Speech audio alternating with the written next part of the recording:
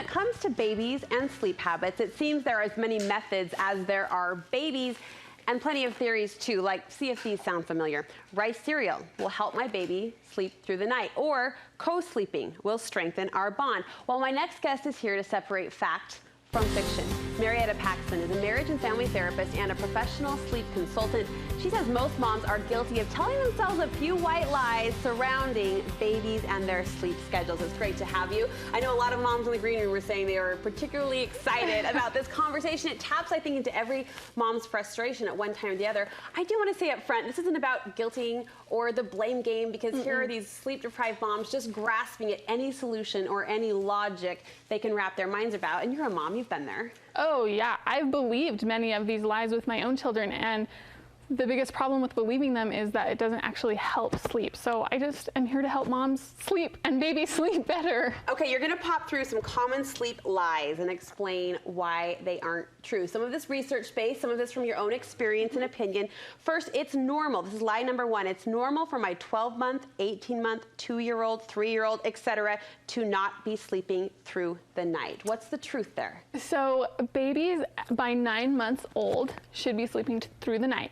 A lot of babies can do it earlier, but 9 months is kind of developmentally, physically, that's kind of when they can do it. 9 months is the mark. And I see this myth come up a lot when you have a baby that's not sleeping, and a lot of parents will say, don't worry, mine's not sleeping, it's, you know, it's fine. And I can understand them wanting to say what's normal and what's not normal and give the parent some hope, but then I just worry, are parents being sleep deprived, not getting enough sleep, and children too, when they really could be getting the sleep they need? When the option's on the table. I'm glad to hear you put the mark where it is, because I know a lot of, I mean, you will see a baby now and then, you hear about a baby, some random fantasy baby that sleeps at 3 months old through the night, and that's wonderful, but that's not the norm either. That's not to be expected. No, and there's a lot of misinformation out there. I mean, a lot of people sell stuff based off of, you know, 12 hours and 12 weeks. Like, no, some babies will, but not every baby. So it's not a good expectation to have for ourselves. And what we know from the research is it's natural, it's normal, even healthy for babies to be getting up through the night up until a certain age, like you pointed out. All right, the next myth is about co-sleeping, that co-sleeping creates a strong attachment. Yeah, so this one is tricky.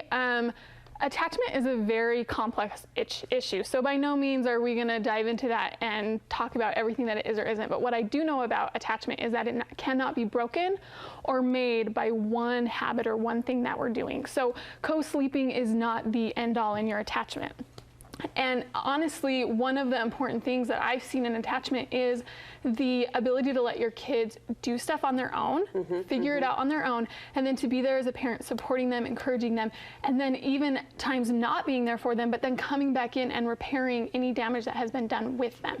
That's essential to a good attachment. And so not letting your child cry or never letting them experience distress because you're always there with them can actually create an insecure attachment. So definitely a balance to be considered there. Yes. Not to say co-sleeping is bad. I'm not saying that at all. Right. But just that it's not the end all for the only way that we can get a good attachment with our child. And because I know we'll get emails, the National Association of Pediatrics does emphasize for safety. It's best for a child to be in a crib, but certainly people have their opinions and their ways, and we acknowledge those as well. It's common for moms to tell themselves it's just a phase. We hear that a lot, right? It's just a phase. My child isn't sleeping, my child isn't napping, it's just a phase. What's your response to that? Yeah, this one actually came from a client of mine. She said, it's just a phase, the longest phase of my life. So sometimes kids can outgrow like sleep regressions or sleep problems, and I always say 2 weeks. If they're gonna change, if they're gonna outgrow it, if it's gonna get better, give yourself 2 weeks. If it's not better in 2 weeks, then you might want to do some intervention to help it get better. You're just helping them sleep better. That's all you're doing. So what are some phases though that are acceptable, that you would deem, okay, they're growing or they're teething? I mean, there are certain phases that will interrupt a sleep pattern. Yeah, so there's sleep regressions all the time, like the 4-month sleep regression. Excuse me. There it is. The 4-month sleep regression, the 6-month, the 8-month, the 10-month, the 18-month. Are those real? Those are all real. And really, a regression can happen at any time. It just means there's something disrupting my child's sleep. So it can happen at developmental milestones. It can happen with big changes in their life. Anything can cause a regression, and that's just fine. The biggest thing they need is consistency. And then If they can outgrow it in 2 weeks, they will, and if not, then there are some interventions that you can do to help. I mentioned the teething. You say a lie is that my baby is a bad sleeper because he's constantly teething, but can't that also be the case? That teeth are coming in on their own schedule, and gosh darn it, they don't line up with nap time? Right, and every parent, myself included, is going to say, no, that's not true. My child does not sleep good when they're teething. And all I can tell you is that the research says that sleep is only disrupted by teething 1 to 2 days. So when that tooth is poking through, like the act of poking through, and that lasts 1 to 2 days.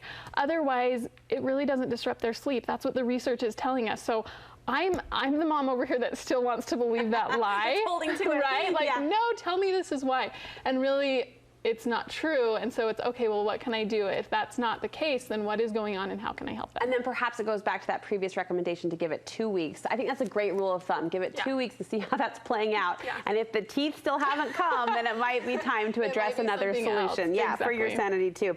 You say moms often blame bad sleep on a baby's diet. Like, for example, we hear rice cereal. If I introduce rice cereal at a certain point, then my child will be able to sleep through the night. Oh yeah, and guilty of this one as well. I mean, I was desperate for sleep with my twins, and I tried a lot of these lies myself, and it didn't work. And you know, one of the reasons that these lies gets passed down is parent to parent is saying, oh, I tried this and it worked, and it might have worked for one person, but it doesn't work across the board. It's not the blanket solution. And again, there's research to support this as well, saying that rice cereal won't help a baby sleep longer. Is there a correlation though between intake calories? Like, you hear people say, gosh, my baby hits a certain number of feedings, right? Or if they get their calories for the day, not necessarily the rice cereal, but is there a correlation between diet and sleeping? Absolutely. So if a child is getting most of their calories at night, they're going to continue to wake at night to eat. And so what you need to do is shift when they're getting their calories. If we can get their calories and their food to them during the day, if they can get used to that, then they won't need them as much as night. Now, I'm not talking about newborns here.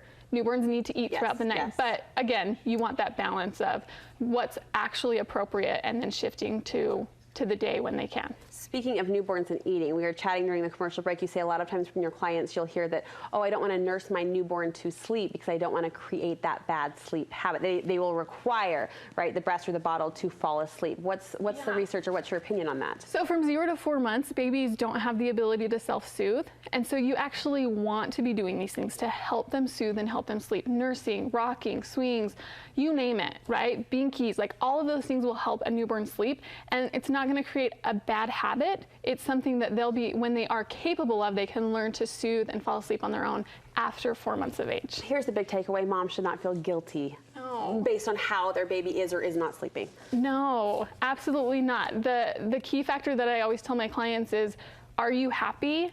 Is it working for you? Great. When it's not working, let's talk so we can fix that. How can people get in touch with you if they have more questions? Yeah, so check out my website, www.littledreamers.us. You can subscribe to my newsletter and get access to my free newborn survival sleep guide. And then I'm also doing a free Q&A in Harriman, Utah on Thursday morning. So you can find that information on Facebook and on my website. Awesome. Thank you so much. Really helpful. Thanks.